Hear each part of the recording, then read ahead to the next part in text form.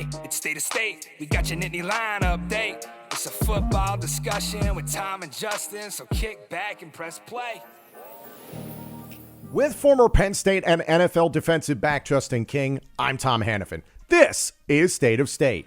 Please like, comment, subscribe, rate us, and turn on notifications. Follow us on social media at State of State Pod. Comment on our YouTube channel. And if you haven't done so already, you can become a member of our YouTube channel. For just 99 cents a month, you can get all upcoming episodes of State of State, plus our entire members-only playlist, ad-free, commercial-free. Hit the join button on our homepage or follow the link in the description of this podcast. State of State is presented by BetOnline. BetOnline continues to be the world's most trusted betting platform and your number one source for online betting. Whether you're a seasoned fan or a first-time bettor, BetOnline is your ultimate game day companion. With the largest selection of odds on everything from the NBA to college basketball to the NHL and UFC, BetOnline continues to be your number one sports betting source. From every three-pointer to hat tricks, BetOnline has you covered with odds, stats, and more for every game, every play, and every win. State of State is presented by BetOnline. The game starts here. State of State is a proud supporter of Blue White Outfitters. Blue White Outfitters was created as a retail shop meant to highlight the confidence, competitiveness, and fearlessness of the elite athletes found throughout the history of Penn State University.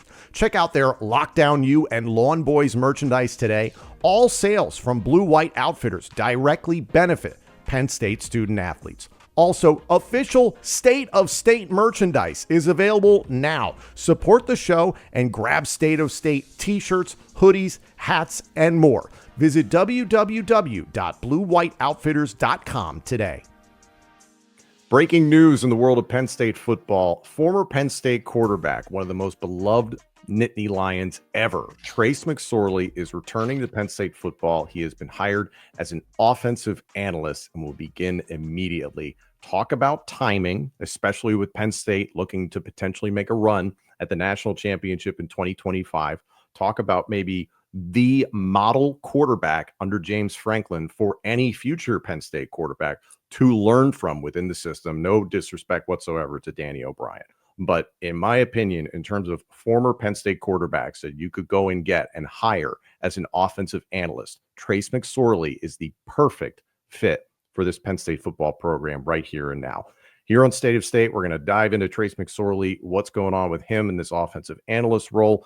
Also going to touch on Dan Connor getting elevated within the coaching staff, and then also a interesting leap into the transfer portal, that being Smith Vilbert. We're going to talk about that in a second. But Justin, what was your reaction to this situation with Trace McSorley? I mean, another grand slam by James Franklin on the coaching front, right? Or the hiring of staff members. Trace, one of my favorite Penn State football players. It's just like a fan. If I put my fan hat on, he's definitely in the top 5 from what I've seen up close and personal, seeing how he prepares, the level of toughness. I say all the time, he's probably top 3 toughest football players that I've seen in my whole entire career of playing football. I mean, as a player, working, all around. So always had the ultimate respect for him, how he carried himself, the competitor that he was, the toughness, the leadership, accountability that he had for other players, and just the humility in which he did it all. So it's like all those things are great ingredients to make a great coach. You know what I mean? So it's funny that I actually saw him last month at the AFCA convention, down there doing the entry-level coach thing, trying to make his rounds and the connections. And I was standing with like a lot of different coaches who was like, when they saw him, it's like that process that players go through as they transition out of the game, and where coaches kind of double take. Everybody has their lanterns on and everybody's like double taking. I'm talking to him and I'm very familiar, and everybody's like, who's this guy? It's like, is that Trace McSorley? Like everybody's like, is that Trace McSorley? You know what I mean? Like everyone knows him, but not in the context of reaching for a job. So everybody was like, man, I would hire him tomorrow. So a couple, Power 5 schools were like, hey, we need to bring him in as an analyst. We'll just need to interview. Just like, let's just meet and like hire him. So I made a call to Penn State to let them know like that's kind of the rumblings down there, and just like, hey, make sure this guy comes back. And obviously this is not something that I did. It was a matter of him preparing and being ready for the opportunity. I want to say he was shadowed Kotelnicki throughout the season. showing his value and learning and taking those steps for players that see. It's just not that he did that. He like put the work in and went up there. Though probably weren't paying him, but to learn what was going on to get this opportunity. So just making that call to let them know that, hey, there's a lot of interest in bringing this guy in, and don't let him leave and let him start his coaching career anywhere else besides Penn State. So congratulations to Trace. I mean, I'm extremely happy always when players can make that transition to the opposite side in coaching, and when they have the ingredients to be extremely successful. And so it brings joy to my heart to see them hire Trace McSorley back to Penn State. Trace has consistently been around the program ever since he graduated. And you look at his body of work in the National Football League. There are a lot of people who thought he wouldn't hack it in the National Football League, and had himself a nice career by NFL standards, being able to play for multiple teams for multiple years. From your experience, can you articulate what the offensive analyst role looks like? It's really putting together game plans, advanced scouting, figuring out problems before they happen. That's like the best way of putting it. So you have to be on the P's and Q's. You're never off. It's just filling gaps that present themselves in the program on the offensive side of the ball, all the way down to like running numbers for analytics, to helping coach a little bit of the players, support for the coaching staff, support for the recruiting staff. So just a little bit of everything across the board when it comes to the offensive side of the football. When it comes to Trace, so many people remember his accolades on the field and just what a human being he is, and had him here on State of State in the past. He's just a wonderful person. But from the neck up, what was it about him as a player and what you think is now going to apply to him being a coach, being an analyst, that is just invaluable? I mean, I think something that's always taken for granted is just like how comfortable in his skin he is, right? Yes. Like I think he's tough, he's a leader and all that, but like he never really seemed to try to be anybody else besides Trace McSorley. Like he was always like, he had a little thing, he had a little edge to him, but he was still always to himself, standing within his frame. And I think as a coach, you earn respect, especially when you have the pedigree that he's had as a competitor and a leader that he was at Penn State, and just how he produced, right? And the way he produced in critical moments. And, he's got ice through his veins. So like that's going to shine through in that coaching or just giving advice to players, even coaches that haven't seen it at his level. Again, no disrespect to Danny O'Brien. I think he's done a fantastic job as Penn State's quarterback coach, and Andy Kotelnicki, obviously the complete view as the offensive coordinator. You were already in good hands. This just bolsters this entire situation. I look at this in a couple of different ways, in that, you have to look at 2025, certainly, and I will here in just a second, but beyond. In 2026, if it is indeed Ethan Grunkemeyer that takes the helm as starting quarterback for Penn State, there's a lot of similarities you can draw between Grunkemeyer, the athlete, and Trace McSorley, the athlete. Of all the people that you could potentially have in that quarterback's room to potentially help Grunkemeyer along that path of like, hey, you're going from freaking Drew Aller to a new era, Trace McSorley is a perfect person. But focusing on 2025, Drew Aller having that reliable voice, that support in the quarterback's room from Trace McSorley is invaluable. I don't know if you can really put a dollar amount on it, because let's not forget, and there's people who want to knock Sean Clifford, but having Sean Clifford there early trained and taught Drew Aller a lot of the habits that he has developed, the positive habits in terms of preparation, game film, study, practice, all those little things, taught him how to be a pro essentially at this level. Okay, well, that went away, obviously, when Sean finally graduated. Mm-hmm. You kind of get that back, and it reminds me just a little bit of the NFL when they bring in a veteran backup quarterback to prop up a rookie or a younger quarterback in that respect. Trace been there, done that in that stadium, in that locker room, at the National Football League level. I mean, it's a match made in heaven. If you're looking at this from Drew Aller's perspective, are you just like, awesome, like what else do I have to ask for? Yeah, I mean, they're different type of quarterbacks, right? Trace had the ability to kind of move around in the pocket and run around, but like I think there's this invaluable information and intel that he can provide of being the quarterback at Penn State and what they expect, especially a beloved quarterback like Trace, right? Like there was never any wavering situation or fan fraction that did not like Trace. Like I don't think it was like a If I consensus. meet you and you don't like Trace, I hate you. Yeah. Yeah, exactly right. That was kind of the thing. So like the dichotomy between like the 5-star quarterback that kind of is like split people, like it's like kind of polarizing. Like we love him, hate him, whatever the case may be, even though he's extremely talented. Being able to see how someone who captivated the casual fan and the serious fan, I think is something that a typical coach can't articulate or transmit to another player. So this is where you have these special guys that are players that make that transition over. Because I do not believe just because you're a player that you can coach. That's not. I have a lot of respect for the coaching profession. And I do not think that's just a given. But someone like Trace, he has the ingredients to be a special coach, not just a regular coach. What do you think about the timing of this? As I mentioned, you're heading into a season where you and I've discussed it. There's plenty of people in the building talking about going after the national championship. The external expectations are to credibly compete for the national championship. How do you feel about this addition to the coaching staff with that goal in mind? Tough people make tough people.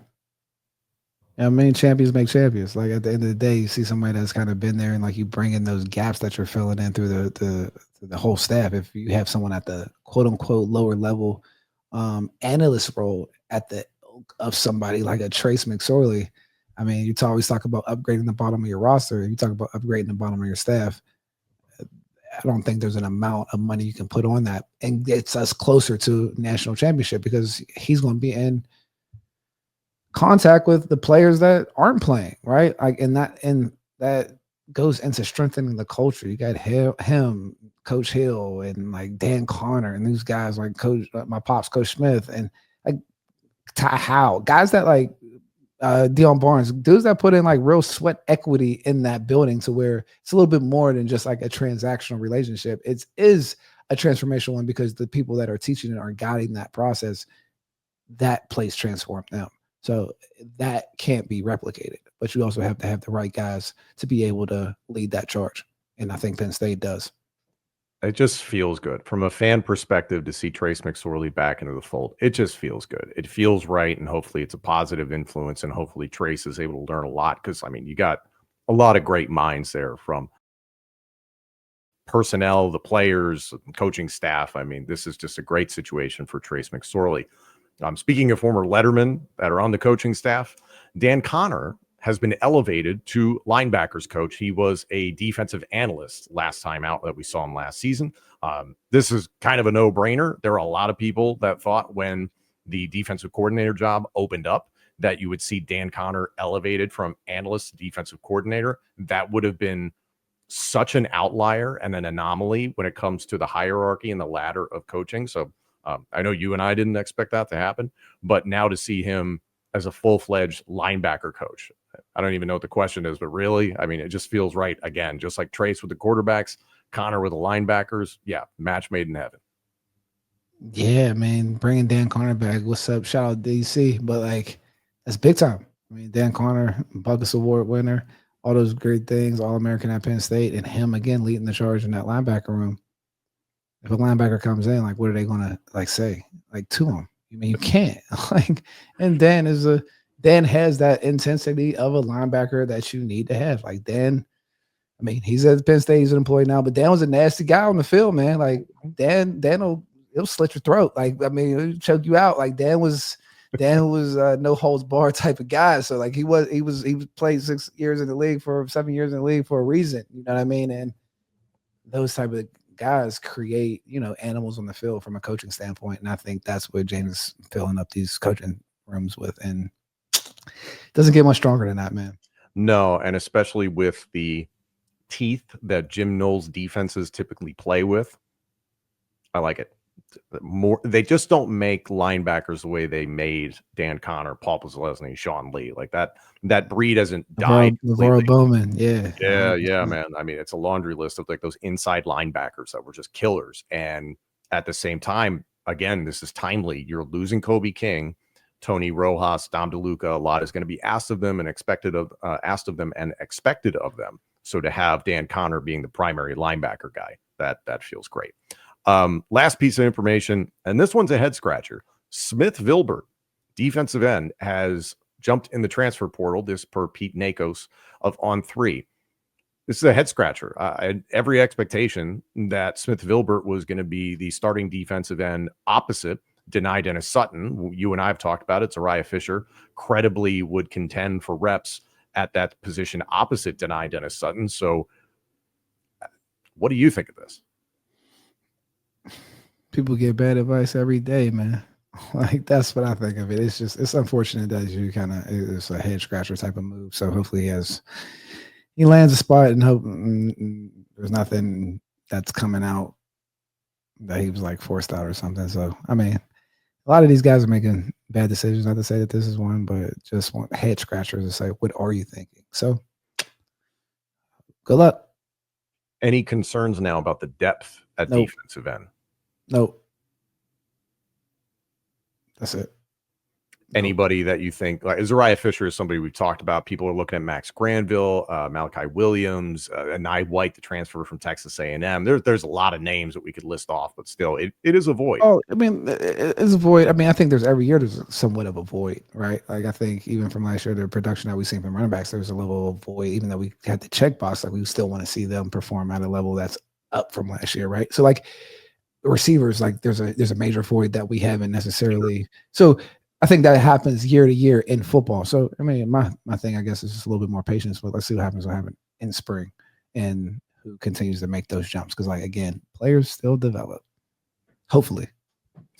That's the goal. With this coaching staff, they better. They do. With this coaching staff, they do. I can bank on this one. It's gotten to the point where, it's so funny because 10 years ago when James Franklin first started, it was the program looked like it was in a horrible situation, sanctions, like you're playing guys off the street, you're playing a lot of walk-ons, that sort of thing. So development was a luxury. Mm-hmm. Now it's a requirement because if you're trying to credibly contend for the national championship in 2025, you can't just sit there and hope that a guy is going to come through. They have to come through. So this leaves a void, but it does create a tremendous opportunity for somebody to step up. And it's something you and I have talked about, is that if Jim Knowles actually wants to move to a 3-down front, which he liked and had issues with at Ohio State actually getting that to happen, maybe that sets up Penn State to do that now that you have that departure. Who knows? So much still has to play out in the spring. So we'll see about that. The big news of the day, a lot of Penn State fans are very happy about it. Trace McSorley has been hired as an offensive analyst for Penn State football, will be a part of the 2025 campaign. This just has all the good feels. Hop in the comments section, tell us how you feel, get at us on social media, and thank you for tuning in as always on State of State. Thank you all so much for joining us. This episode and our entire library of shows is available now on YouTube, Apple Podcasts, Spotify, and wherever else you get your podcasts. Please like, comment, subscribe, rate us, and turn on notifications. Follow us on social media at State of State Pod. Comment on our YouTube channel. And if you haven't done so already, you can become a member of our YouTube channel. For just 99 cents a month, you can get all upcoming episodes of State of State, plus our entire members-only playlist, ad-free, commercial-free. Hit the join button on our homepage or follow the link in the description of this podcast. State of State is presented by Bet Online and by Blue White Outfitters.